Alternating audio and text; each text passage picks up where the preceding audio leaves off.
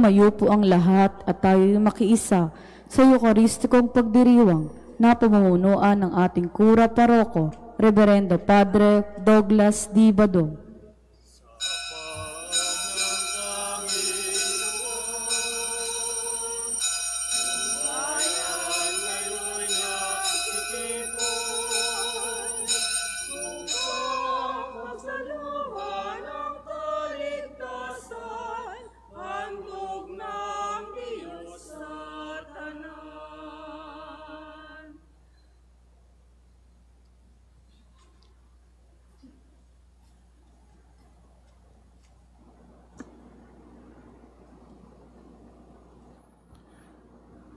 Sa ngalan ng Ama at ng Anak at ng Espiritu Santo. Amen.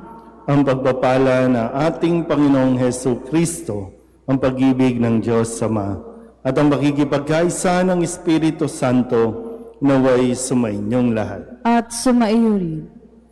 Mga kapatid, aminin natin ang ating mga kasalanan upang tayo'y maging marapat gumanap sa banal na pagdiriwang. Inaamin ko sa makapangyarihang Diyos at sa inyo mga kapatid na lubha akong nagkasala sa isip, sa salita at sa gawa at sa aking pagkukulang. Kaya isinasamo ko sa mahal na Birheng Maria, sa lahat ng mga anghel at mga banal, at sa inyo mga kapatid, na ako'y panalangin sa Panginoong ating Diyos. Kawaan tayo ng makapangyarihang Diyos, patawarin tayo sa ating mga kasalanan at patnubayan tayo sa buhay na walang hanggan. Amen. Panginoon, kaawaan mo kami. Panginoon, kaawaan mo kami. Kristo, kaawaan mo kami. Kristo, kaawaan mo kami. Panginoon, kaawaan mo kami. Panginoon, kaawaan mo kami. Manalangin tayo. Ama naming makapangyarihan, ang paglingkurang ka ayon sa iyong kasiyahan ay kaloob na iyong ibinibigay sa iyong mga hinirang. Gawin mo ang iyong mga pangako ay aming mapakinabangan ayon sa paraang iyong kinalulugdan. Sa pamamagitan ni Jesucristo kasama ng Espiritu Santo, magpasawalang hanggan. Amen.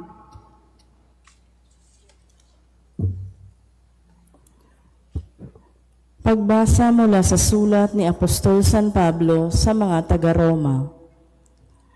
Mga kapatid, ang Diyos ay hindi nagbabago ng isip tungkol sa kanyang mga kaloob at pagtawag. Dati, masuwayin kayo sa Diyos, ngunit ngayon kinahahabagan sa panahon ng pagsuway ng mga Hudyo. Gayon din naman, sila'y naging masuwayin ngayong kayo'y kinahahabagan, upang sila'y kahabagan din, sapagkat hinayaan ng Diyos na maalipin ng kanilang kasalanan ang lahat ng tao, upang maipadama sa kanila ang kanyang habag. Napakasagana ng kayamanan ng Diyos, di matarok ng kayamanan, karunungan at kaalaman ng Diyos. Hindi malirip ang kanyang mga panukala at pamamaraan, gaya ng nasusulat, sapagkat sino ang nakaalam sa pag-iisip ng Panginoon, o sino ang naging tagapayo niya? Sino ang nakapagkaloob ng anuman sa Diyos, para sila na may gantimpalahan?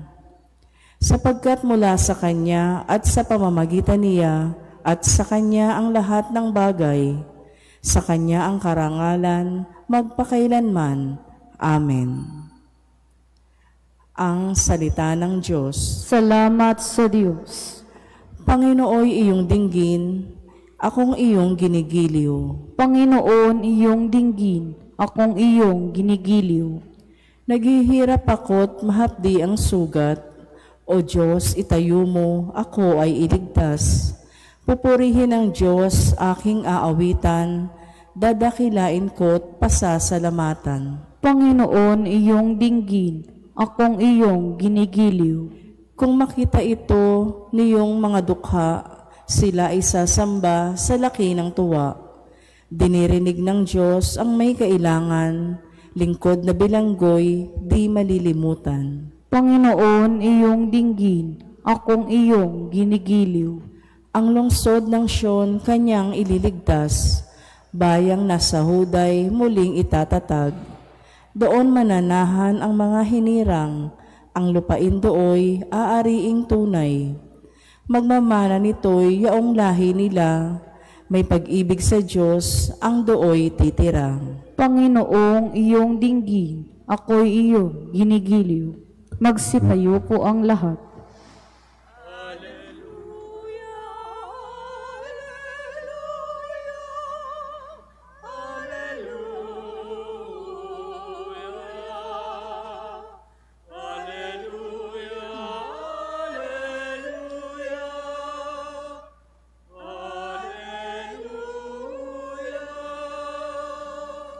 Kapag ang aking salita sa inyo'y naidambana, taglay niyo ang aking diwa.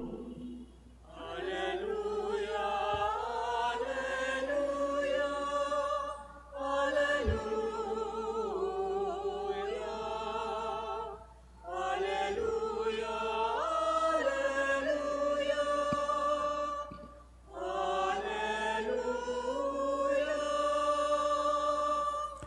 Sumainyo ang Panginoon. At sumaiyo rin. Ang mabuting balita ng Panginoon ayon kay San Lucas. Papuri sa iyo, Panginoon.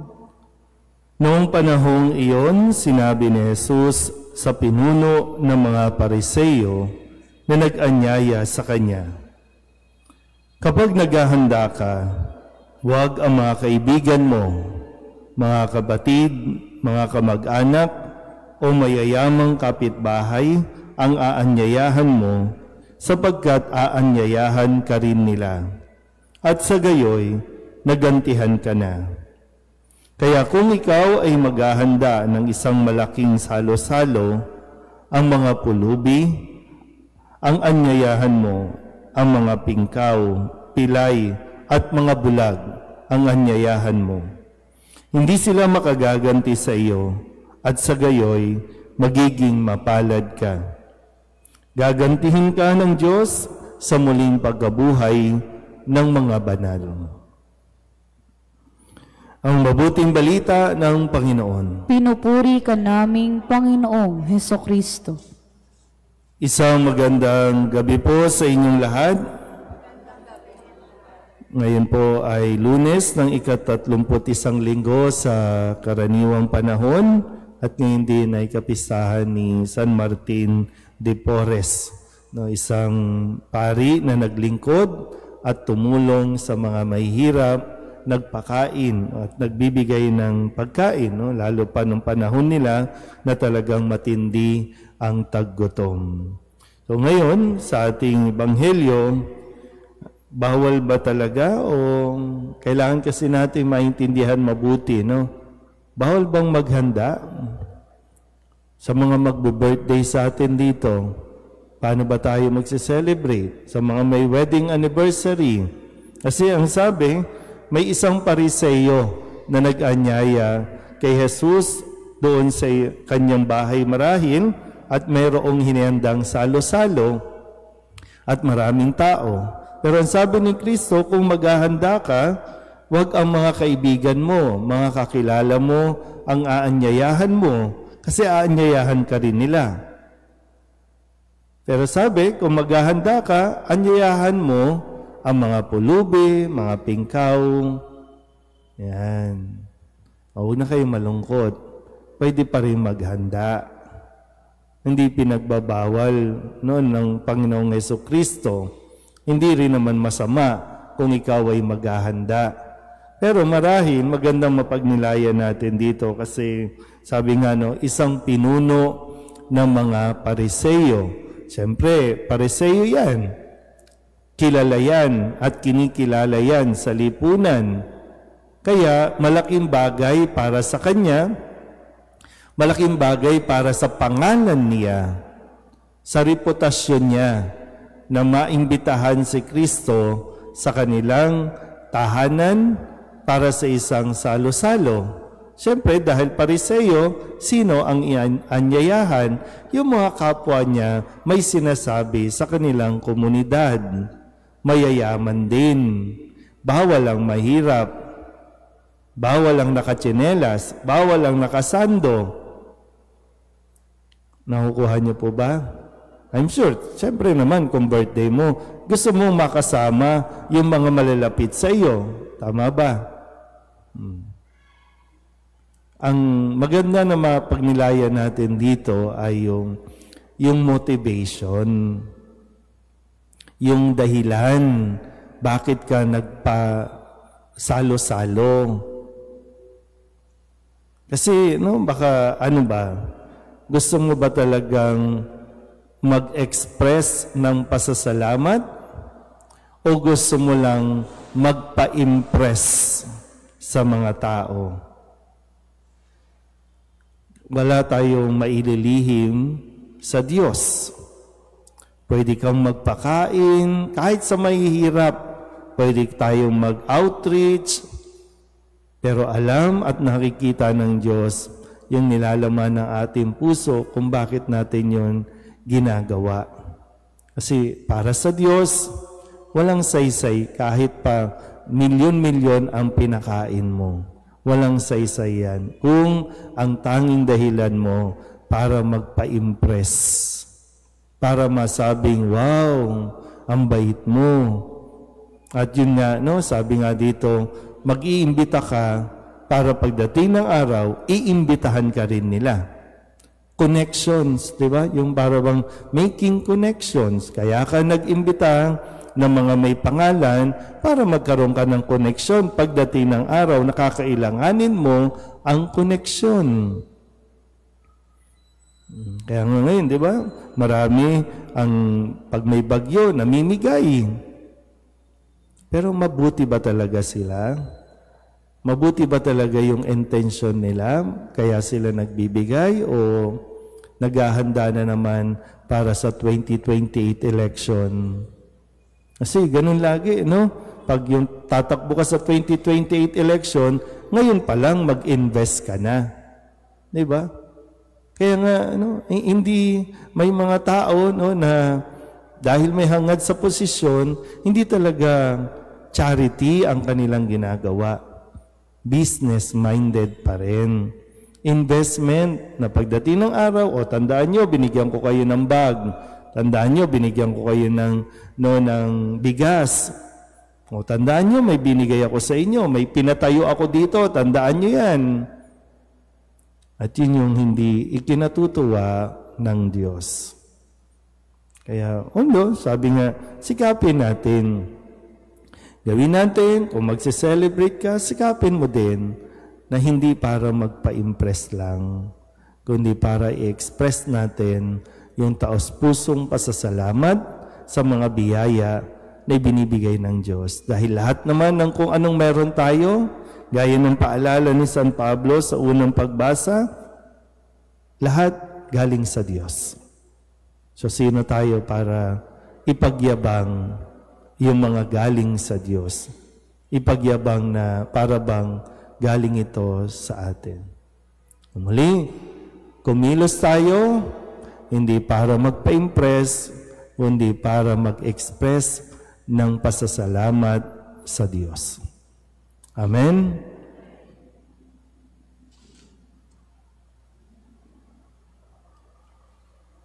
Magsiluhod po ang lahat.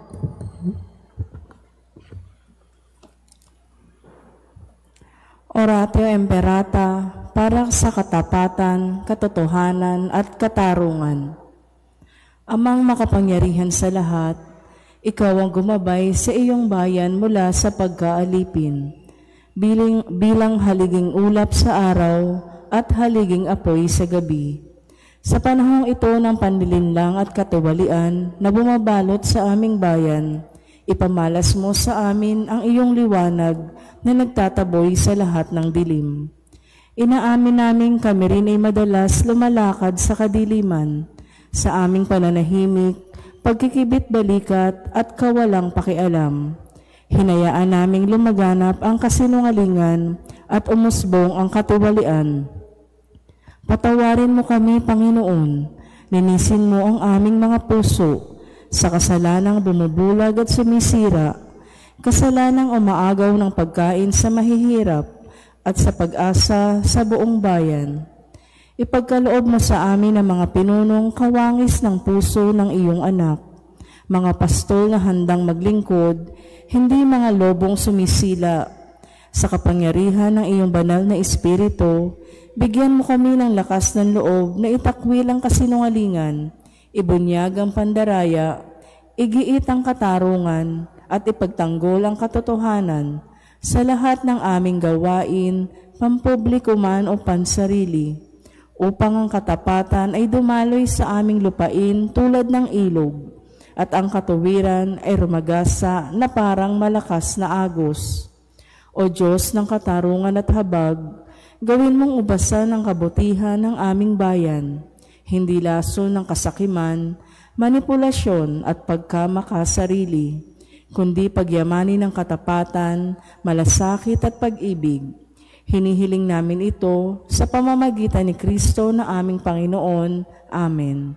Maria, salamin ng katuwiran, Ipanalangin mo kami. San Miguel Arcangel, Ipanalangin mo kami. San Lorenzo Ruiz at San Pedro Calungsod, Ipanalangin ninyo kami. Magsiupo po ang lahat. Handog namin sa iyo, Ama, ang tinapay at alak na ito. Handog ng bayang umaasa, sumasambat nagmamahal sa'yo. Handog namin sa iyo, Ama, ang tinapay at alak na ito. Handog ng bayang umaasa, sumasambat nagmamahal sa'yo. Manalangin kayo mga kapatid upang paghahain natin ay kalugdan ng Diyos Amang makapangyarihan. Tanggapin nawa ng Panginoon itong paghahain sa iyong mga kamay, sa kapurihan niya at karangalan, sa ating kapakinabangan at sa buong sambayanan niyang banal. Ama naming lumikha, ang paghahain naming ito ay maging dalisay nawa at maging banal na pakikinabang namin sa iyong awang dakila sa pamamagitan ni Jesucristo kasama ng Espiritu Santo magpasawalang hanggan. Amen. Sumainyo ang Panginoon. At sumaiuri. Itaas sa Diyos ang inyong puso at diwa. Itinaas na namin sa Panginoon. Pasalamatan natin ang Panginoong ating Diyos. Marapat na siya ay pasalamatan. Ama naming makapangyarihan, tunay ngang marapat na ikaw ay aming pasalamatan sa pamamagitan ni Jesucristo na aming Panginoon. Utang na loob ang nagbubunsod upang gunitain ang kamatayan niya para kami buhayin. Pagtitiwala ang sanhi ng ligayang di malilimot sa pagkabuhay niyang sa aming kaloob. Pag-asang dahilan ng pagiging handa para sa pagbabalik niyang totoong dakila. Kaya kaysa ng mga anghel na nagsisiawit ng papuri sa iyo na walang humpay sa kalangitan, kami nagbubunyi sa iyong kadakilaan. Santo, Santo, Santo, Panginoong Diyos ng mga hukbo, napupuno ang langit at lupa ng kadakilaan mo. Hosana sa kaitaasan, pinagpala ang naparirito sa ngalan ng Panginoon. Hosana sa kaitaasan.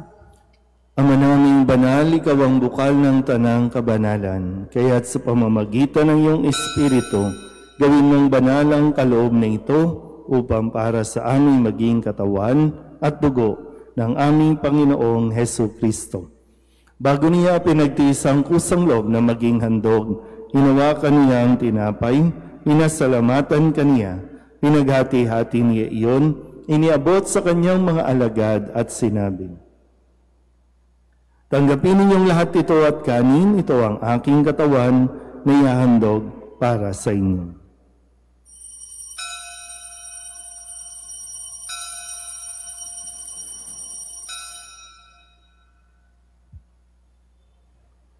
Gayun din naman nung matapos ang hapunan, nawakan niya ang kalis, muli kaniyang pinasalamatan. Iniabot niya ang kalis sa kanyang mga alagad at sinabi, tanggapin ninyong lahat ito at inumin. Ito ang kalis ng aking dugo, ng bago at walang hanggang tipan. Ang aking dugo na ibubuhos para sa inyo at para sa lahat sa ikapagpapatawad ng mga kasalanan. Gawin ninyo ito sa pag-alaala sa akin.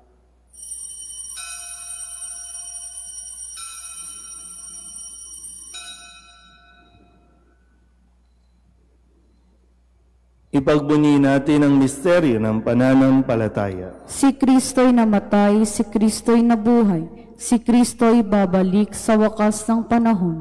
Ama, ginagawa namin ngayon ang pag-alaala sa pagkamatay at muling pagkabuhay ng iyong anak, kaya tiniaalay namin sa iyo ang tinapay na nagbibigay buhay at ang kalis na nagkakaloob ng kaligtasan. Kami napapasalamat dahil kami iyong minarapat na tumayo sa harap mo para maglingkod sa iyo. Isinasamo namin kami magsasalo-salo sa katawan at dugo ni Kristo ay mabuklod sa pagkakaisa sa pamamagitan ng Espiritu Santo. Ama, lingapin mo ang iyong simbahang laganap sa buong daigdig. Puspusin mo kami sa pag-ibig kay San Leon na aming Papa at ni Jose na aming Obispo at ng Tanang Kaparian. Alalahanin mo sina Donatilia at Kurt Russell na tinawag mo mula sa daigdig na ito. Nung sila'y binyagan, sila'y nakaisa ni Kristo sa pagkamatay. Ngayong sila'y pumanaw, naway makaisa sila ni Kristo sa pagkabuhay. Alalahanin mo rin ang mga kapatid naming nahimlay na may pag-asang sila'y muling mabubuhay, gayon din ang lahat ng mga pumanaw. Kawaan mo sila at patuloyin sa iyong kaliwanagan. Kawaan mo at pagindapating kaming lahat na makasalo sa iyong buhay na walang wakas. Kaysa ng mahal na Birheng Maria ni Ina ng Diyos, ng kabiyak ng puso niyang si San Jose, kaysa ng mga apostol at ng lahat ng mga banal na namuhay dito sa daigdig ng kalugod-lugod sa iyo. May pagdiwang nawa namin ang pagpupuri sa ikararangal mo sa pamamagitan ng iyong anak na aming Panginoong Jesucristo. Sa pamamagitan ni Kristo, kasama niya at sa Kanya, ang lahat ng parangal at papuri ay sa iyo, Diyos samang makapangyarihan, kasama ng Espiritu Santo, magpasawalang hanggan.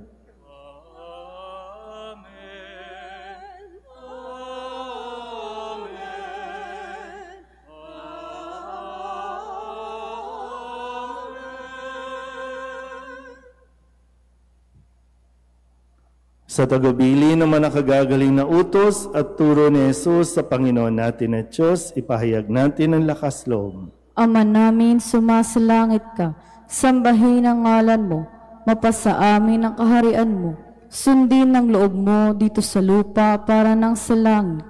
Bigyan mo kami ngayon ng aming kakanin sa araw-araw, at patawarin mo kami sa aming mga sala, para nang pagpapatawad namin sa nagkakasala sa amin. At huwag mo kaming ipaintulot sa tukso, at iadya mo kami sa lahat ng masama.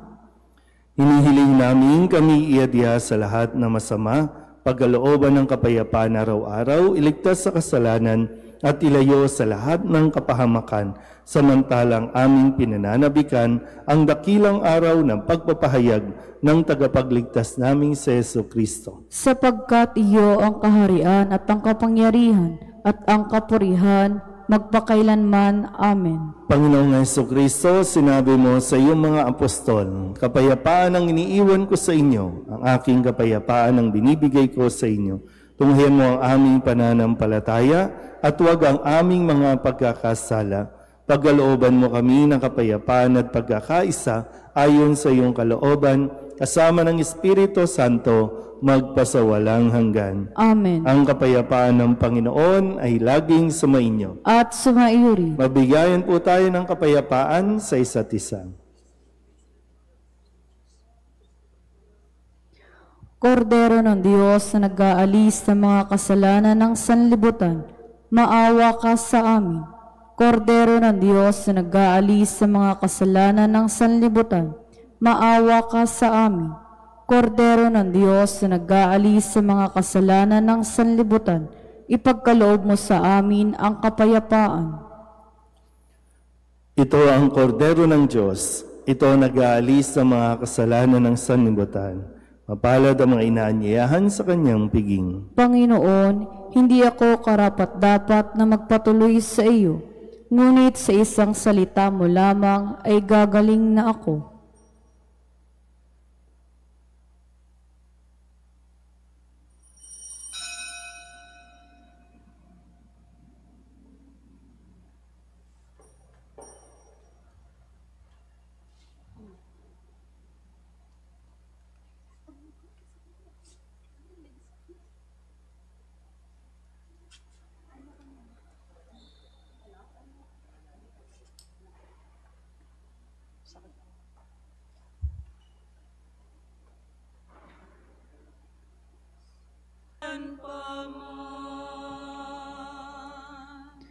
Magsiluhod po ang lahat.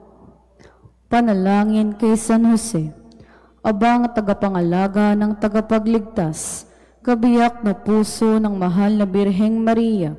Sa iyo'y pinagkatiwala ng Diyos ang kaisa-isa niyang anak. Sa iyo nagtiwala si Maria. Sa piling mo, si Kristo'y naging tao. Maging ama ka rin sa amin, pinagpalang Jose, at gabayan mo kami sa landas ng buhay. Ihingi mo kami ng biyaya, awa at tapang, at ipagtanggol kami sa lahat ng masama. Amen. Magsitayo na po ang lahat. Manalangin tayo.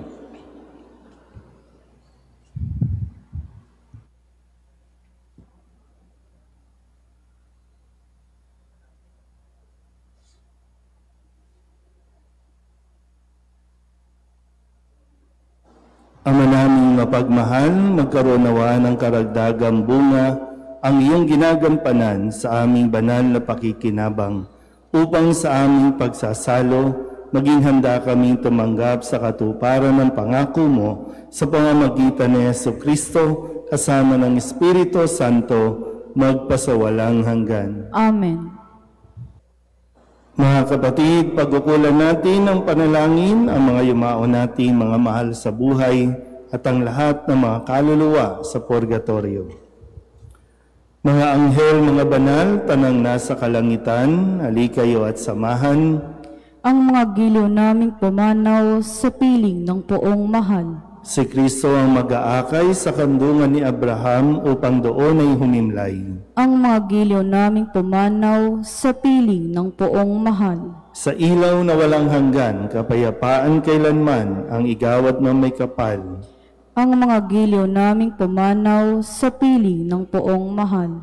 Ama naming mapagmahal, inihahabilin namin sa iyo ang aming mga kapatid na pumanaw sa buhay na ito. Huwag mo po silang pababayaan at pamalagiin mo silang buhay sa iyong piling. Alang-alang sa iyong awa at pag-ibig, patawarin mo na sana ang kanilang mga pagkukulang at nagawang pagkakasala, dala ng kanilang kahinaan.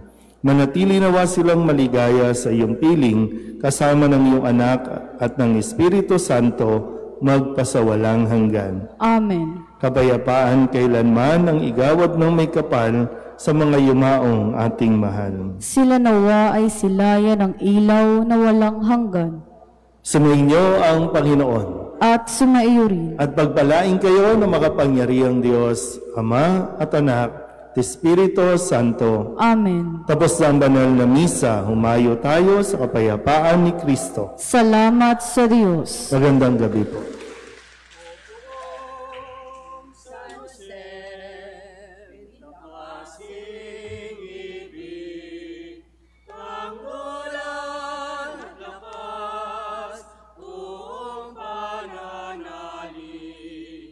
Kami po'y pagdadya